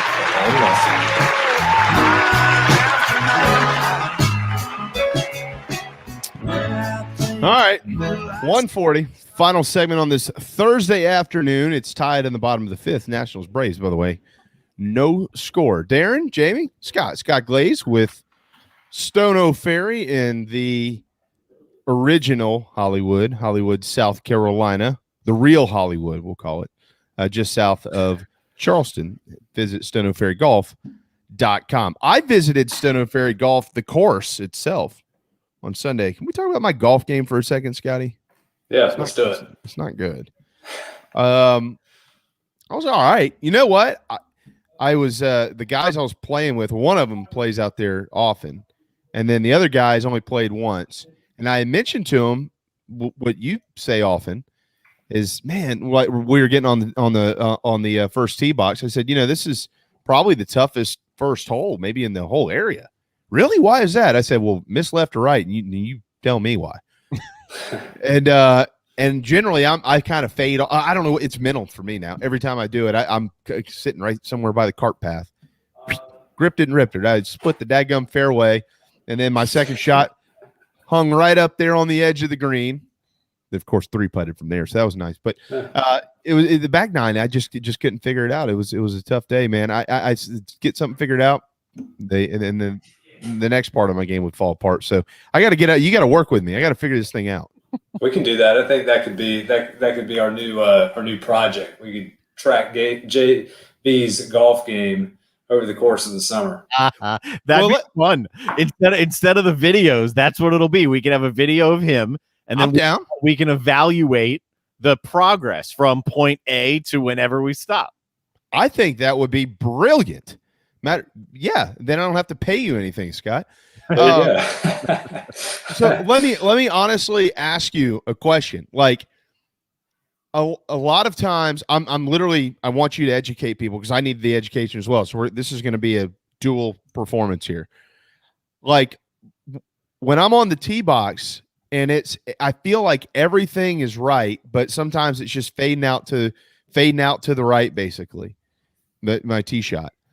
And I almost feel like sometimes I'm kind of inside of the golf ball, if that makes sense, right? And then I had somebody this weekend, my buddy mentioned to me, he said, man, you just got to get through it, man. He was like, just clear those shoulders and just rip that thing. And I almost feel like sometimes when I do that, it's going off to the left. So then I'm like, okay, well, maybe there's something wrong in my stance. I can't figure it out. So what's wrong with me? Well, that's why there are golf professionals like me who can help you with that. It could be a lot of things. The biggest thing when you're on the golf course, I tell people that when you're on the golf course, play golf. Don't play golf swing. So, we have a practice area and practice facilities in order to hone our swing and our skills and whatever that we're working on. When we go out on the golf course, let's just make sure to play golf, play the game, try to get the ball in the hole. So there are ball flight laws, if you will, that are tried and true based on the physics of the golf swing and the golf club. The face of the club. Actually, let me get a better. I've got my clubs behind me here. See, this is what I'm talking about. This is the good stuff. So for those who can't, those who aren't watching us right now, you're really missing out. But it's okay. We'll walk you through it. That's right. So let me make sure I need to clean my clubs. Anyway, this is the face of the club. This is the toe of the club. This is the heel of the club. This is the sole of the club. But this is the club face. We call it the club face, and then everything else is kind of referred to as a foot with a toe and heel and sole. But anyway, The club face determines the direction in which the ball starts. So an open club face for the right-handed player, the ball goes off to the right. Closed club face for the right-handed player, it starts left. Now, with physics, if anyone out there plays tennis and they're trying to maybe hit a top shot with top spin or a cut shot or whatnot, you do that in the path in which you hit the ball. It's a little more tactical. We can feel it a little more with tennis. The ball's not coming off as fast, but same thing in the golf swing. If the club comes from inside to outside on our swing, the ball's going to move from right to left for the right-handed player. If we go out to in to cut across it, which is very common for a lot of players, then the ball is going to spin from left to right. So if you're hitting that slice, hitting that fade, more often than not, you are coming from out to in. Over the top is another term that's used there, more than likely than with an open club face. So the ball is spinning to the right and then also starting to the right. So I would have to see, and as an instructor, I would have to see your ball flight and your swing to see what you were doing. So it's multiple things, but if you know the ball flight laws, know that face is direction and path is curve, you can kind of self-diagnose a little bit while you're out on the golf course. See, that's all I needed. You know what I've about to shoot 71 now. Yeah, on the front nine, absolutely. No, you know what I've learned though, Scott. The best club in my bag is a 7-iron. I can hit a 7-iron from anywhere. It's amazing. You and Roy McAvoy start calling you 10 Cup. I might as well. I was a catcher too. Yeah, and I also learned I started getting nervous with the driver, so I just kept going to the 3-wood, and that was keeping me in it. Because if I didn't have that thing in the bag, I was just gonna throw in the towel and move on with my life. But I can hit those two clubs, and that was the only way I was getting up and down the fairway. That's why I say you play golf on the golf course and not golf swing. That a lot of times people are, we saw that yesterday. I was watching the national championship, Oklahoma and Pepperdine, yesterday evening on the Golf Channel. There's a kid from South Carolina that plays on Oklahoma's team. He's actually the 5th ranked player in the country. Garrett Reband is his name, and 5th year senior at Oklahoma. He is actually going to graduate that PGA Tour University program, have Korn Ferry status next year. So great to see from a South Carolinian playing on national stage like that. But he's one of the best college players in the country, and he could not keep his driver on the planet yesterday.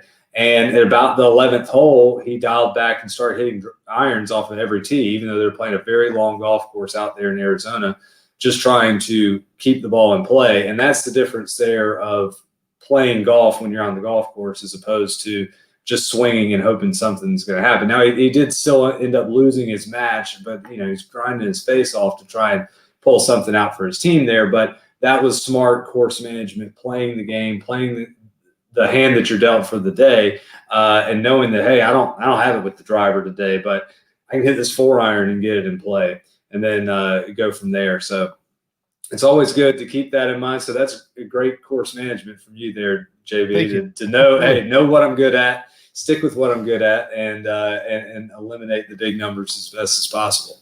I really appreciate the compliment. It's very kind of you. It's one of those things. The more you, and we'll get to the memorial here in just a second, 'cause I know people don't want to hear about this, but the more that I've played, I've learned my distances a little bit, and so I'm starting to get to the point now where it's like, okay, you're on a par 5 and you've got 280 yards to go.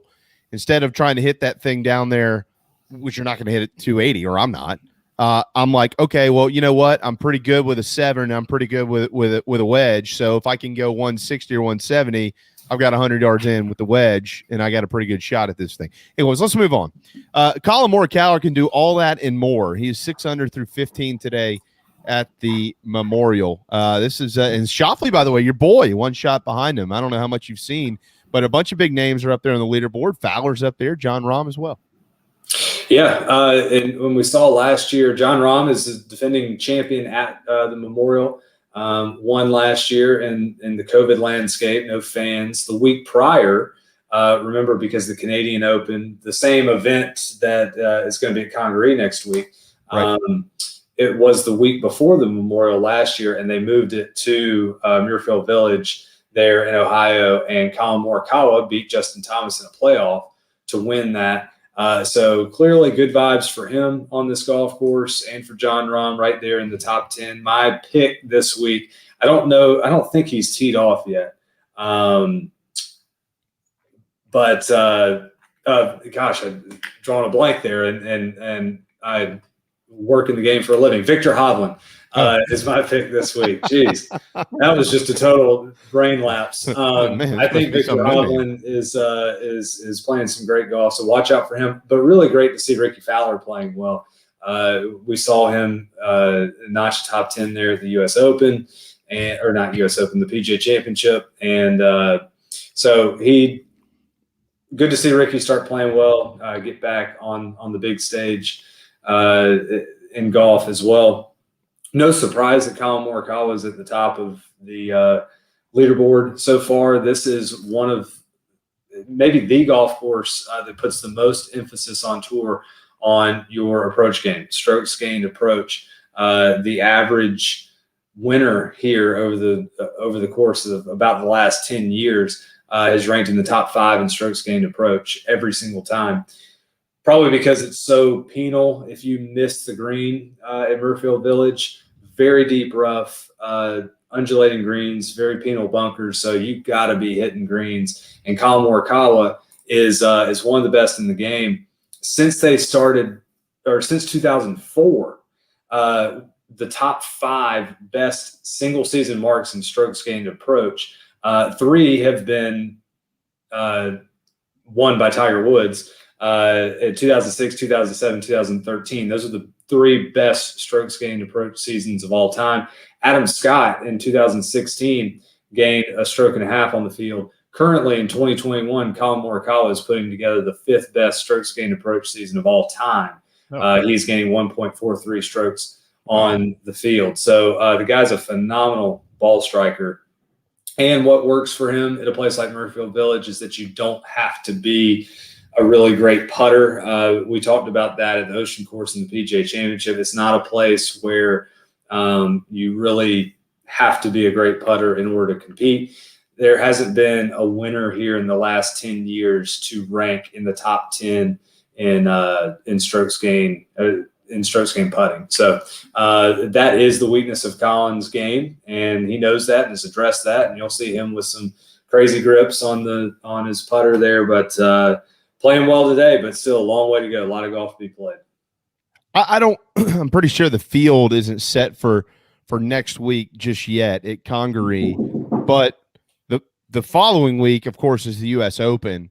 So how many of these top names that are playing this week at Memorial do you expect to see back here in the Palmetto State next Thursday? Well, I saw that we had so we have Dustin Johnson committed to play, and Brooks Koepka and Kevin Kisner are committed to play as well. I have seen that, and we do not see DJ or Koepka this week in the Memorial, unless I'm just missing their name. We will have a good amount of, I would say, those middle of the road type players playing at Congaree next week. There is a U.S. Open final qualifier that's going to be nearby in Hilton Head at Long Cove on Monday, and that's the 36 holes that will qualify those guys into the U.S. Open. And we usually see a lot of PGA Tour players in that final qualifying if they don't have the exemptions into the U.S. Open. So I would expect to see a pretty good field. It's not going to be an elite field. It will not be as strong as this week's field at the Memorials. A lot of guys will take next week off, especially before traveling to the West Coast for the U.S. Open. But I think it's going to be a really strong field, especially when it's highlighted by the name by DJ and Koepka. I mean, those are 2 huge names, and great to have them participating. Yeah, I had pulled up a article on their website, the Congaree website, which is at pjtour.com. So DJ, you mentioned Kisner, And then a bunch of Clemson guys are also going to be here. Lucas Glover is going to be here. Doc Redman is going to be here. Nice. Jonathan Bird, Ben Martin, DJ Trahan, they'll all be here. Matt Neesmith and Mark Anderson, who former Gamecock golfers, they're going to be here. There's actually a bunch of state ties. Bill Haas, I think, is playing in this thing as well. Is that true? Yeah.